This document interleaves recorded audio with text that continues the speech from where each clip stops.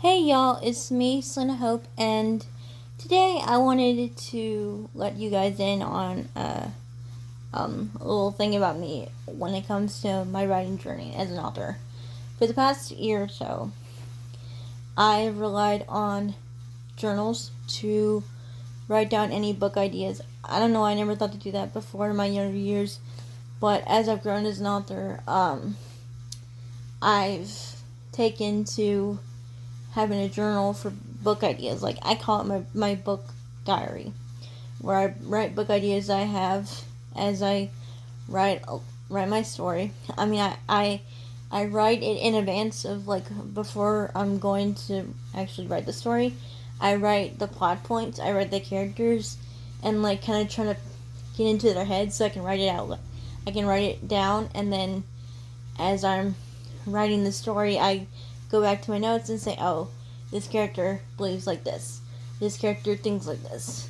That one thinks like that. These two are kind of an item, or these two hate each other. So, I've.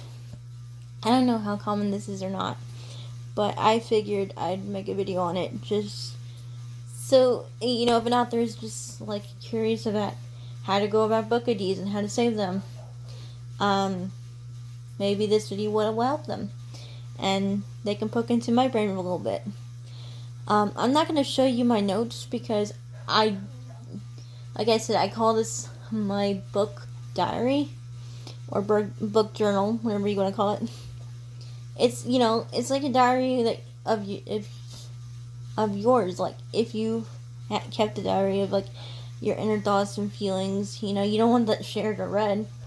So I try to keep my book ideas private and never let anyone else know, except for my mom, because my mom is also a writer, and she has more experience in writing than I do, and I always go to her for help, and try to ask for her opinions on certain situations, how I should go about it. But other than that, I never let anyone in on what I'm doing for my story or for my characters. And as I write and get to know my characters more, I always jolt it down, like, oh, this person is this kind of type of way. This person did this. And there's been times where I had ideas in my head that helped the plot, like, move forward.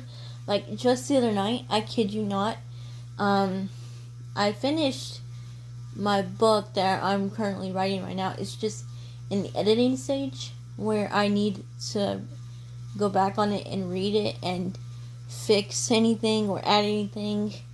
Because I think my main issue right now, I think, is that my chapters are too short. And I know a lot of people, enjoy short chapters. It's easy read.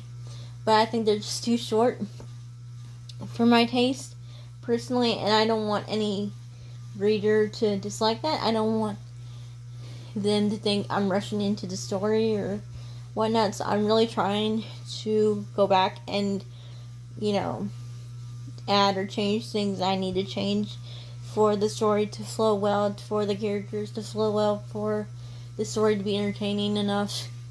And I kid you not, though, I had a dream the other night where I was the main female character in my story that I'm not reading, but I'm writing and reading for editing purposes, I guess. But I kid you not, I was the main female character in my book that I'm currently writing right now and reading for editing purposes.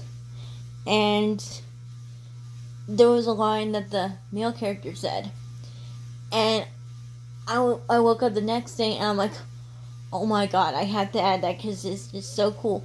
I don't know why I dreamt like that.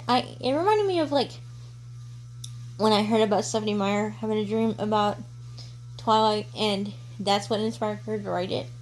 But I was already writing this book. I had already finished it, like, writing it, and all I needed to do now was go back to edit it and add stuff, and I hadn't finished my about authors page yet, so I needed to do that and add the page numbers and stuff, all that jazz. So I was like, I have to write it down. I'm not going to say the line because I want to keep that private and it kind of gives too much away. But I had to write it down, and I did. And I had this um, journal, although it's hard to explain, but it was like one of those journals where there was like a circle in the middle, like you can put a pen through and, you know, take it out when you need it. But it was like really spaced out, like the circles like big, and I accidentally dropped it and broke it, and it was beyond prepare. It was like it was an old one I had, so I figured since it was kind of being weird, like worn out at this point, I would go back to the last few pages I had and write down my book ideas in a new journal. So I ordered this one and a Glinda version one for my mom because my mom is the Glinda to my Elphaba, and we both love Wicked, and my birthday was coming up, so I really wanted to treat myself to an early birthday gift, and I gravitate towards Elphaba and she gravitates towards Glinda, so I got her a Glinda one and me the Elphaba one.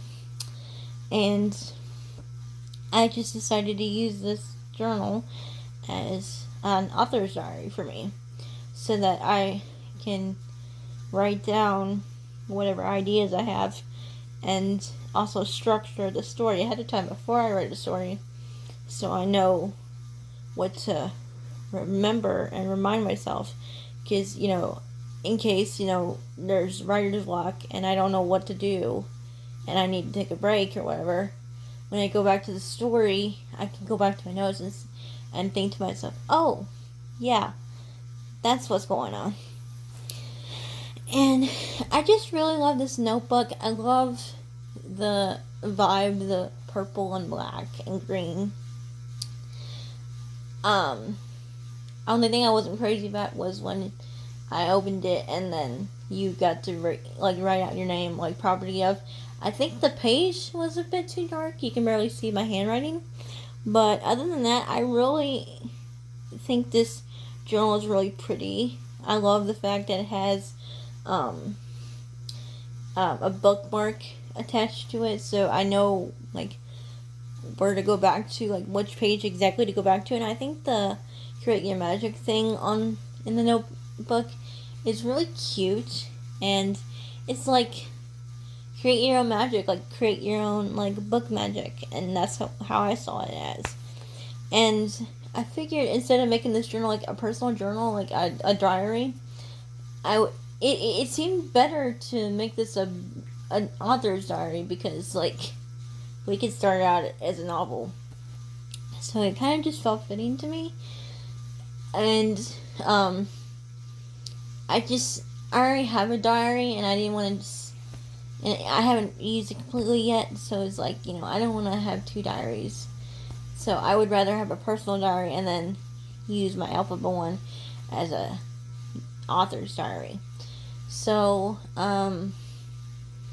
yeah, any like line that I can think of, or a character idea or plot idea that I think of, or in some cases dream of, I'd write it down as soon as I can, because, you know, you don't want to forget the book idea. You don't want to forget it, so that, you know, that idea is kind of wasted.